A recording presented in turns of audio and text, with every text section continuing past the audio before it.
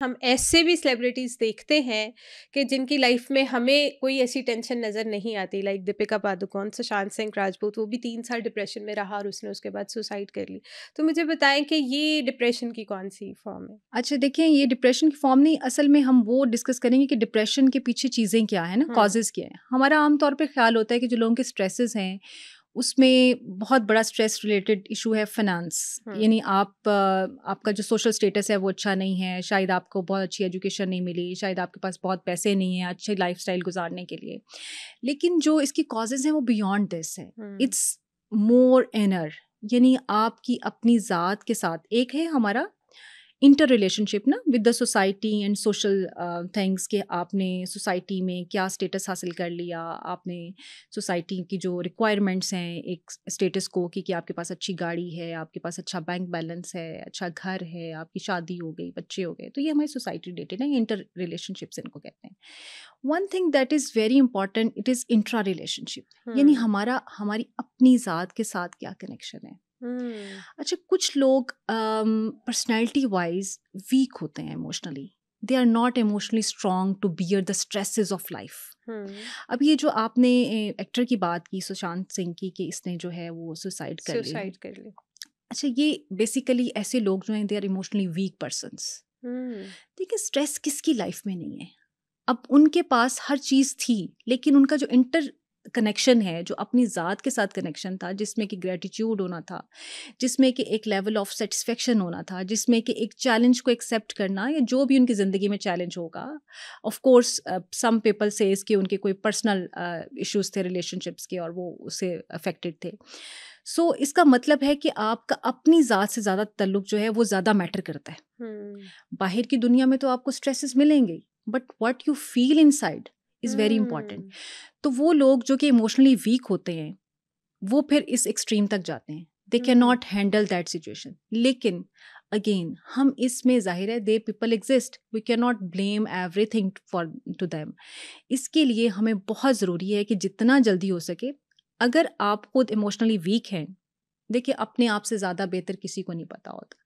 मेरे पास अगर 100 लोग आते हैं ना, तो because people come to us and they speak their heart out, और मैं हमेशा ये एडवाइस भी करती हूँ। For example, if you are coming to me, so I will advise you that Iqra, if you want to get maximum benefit from this therapy और counselling, you need to talk to me as you talk to Iqra. I mean, you hmm. need to speak your heart out. So when people come to us, they speak their heart out because they think that this is a place where we can talk everything and we cannot be judged. जहाँ हमें जज नहीं किया जाएगा। सो अब जब मेरे पास अगर 100 लोग आ रहे हैं ना, तो उनमें से 99% लोगों से अगर मैं 2 क्वेश्चंस करूँ ना कि आप अपनी पॉजिटिव चीज़ें बताएँ और 5 अपनी नेगेटिव चीज़ें बताएँ। तो इकरा 99 लोग जो हैं ना, वो 5 पॉजिटिव चीज़ें नहीं अपनी बता पाते, अपनी सीरियसली? पर्सनैलिटी की। लेकिन वो 5 की बजाय 10 मुझे नेगेटिव नेगेटिव चीज़ें बता बता देते हैं। देंगे। So it's a human psychology कि हम इंटरनली बहुत खौफज़दा होते हैं मुख्तलिफ चीज़ों से। हम्म। और सोसाइटी के सामने हम अपना बहुत अच्छा फेस प्रेज़ेंट करना चाहते हैं। तो हम मोस्टली तो ऑल टाइम एक जंग लड़ रहे हैं, हमारे येस, अंदर का माहौल अंदर का इंटायरली माहौल है, डिफरेंट है, हमारा एक्सटर्नल इंटायरली डिफरेंट है, तभी हम शायद पीसफुल लाइफ पीसफुल नहीं लाइफ़ गुजार लेंगे। पा रहे। सो आपकी जो अंदर की जंग है ना, आप उस वॉर को जब तक ख़त्म नहीं करेंगे, आपको बाहर की दुनिया में भी पीस नहीं मिलेगा। हम्म। सो ये लोग इंटरनली फाइट नहीं कर पाते, अपने अंदर की जो फाइट्स हैं। So it's very important to teach even our kids. हमें अपने बच्चों को सिखाना है। और फिर आज की जो वर्ड है, इसको वुका वर्ड कहते हैं।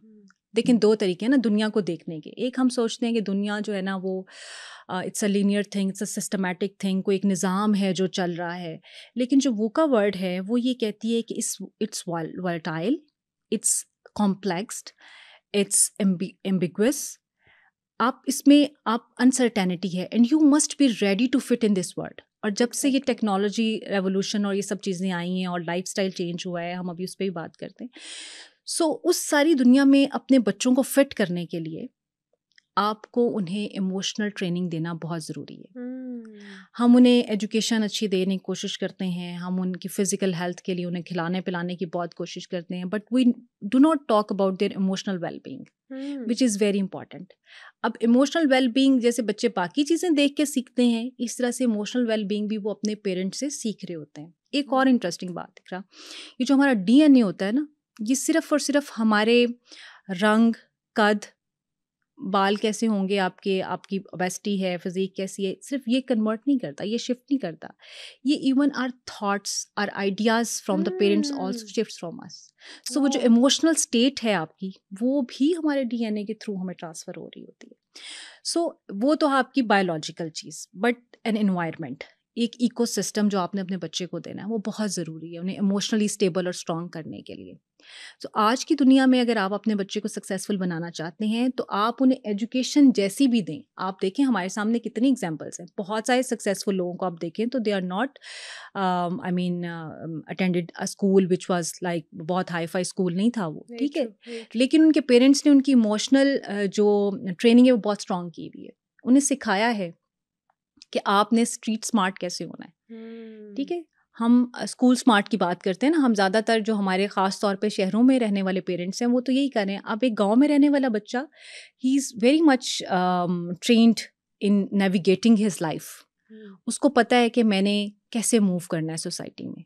लेकिन हमारा जो शहर का बच्चा है, जो पैम्पर्ड बच्चे जिनको हम हेलीकॉप्टर पेरेंटिंग कहते हैं, वो हेलीकॉप्टर पेरेंटिंग में बच्चे जो हैं, they do not know how to navigate their own selves, उन्हें प्रॉब्लम सॉल्विंग नहीं पता। सो जब हम उन्हें उन्हें इतनी इतना सी प्रॉब्लम, सूटेबल एनवायरनमेंट दे यस, देते हैं, जैसे अगर हम अपने घरों की बात करें तो हम लोग फिर भी एसी के बगैर अभी 2 घंटे बैठ सकते हैं, क्या हमारे हाँ, बच्चे बैठ सकते हैं? नहीं बैठ सकते। फिर अगर वो उस चीज़ को बर्दाश्त नहीं कर पाते, तो फिर आप सोचें कि जो लाइफ की आगे हर्डल्स या चैलेंजेस आएंगे, वो कैसे बर्दाश्त करेंगे, नहीं कर वो सकते। दिल छोड़ देते हैं, they become hopeless so quick. Problem solving आपको होपफुल रहना सिखाती है, प्रॉब्लम सॉल्विंग आपको क्रिएटिव रहना सिखाती है, प्रॉब्लम सॉल्विंग आपको सिखाती है कि आपने कैसे डायरेक्शंस को फॉलो करना है। So navigating in life is very important, and this can not be learned until you are emotionally strong.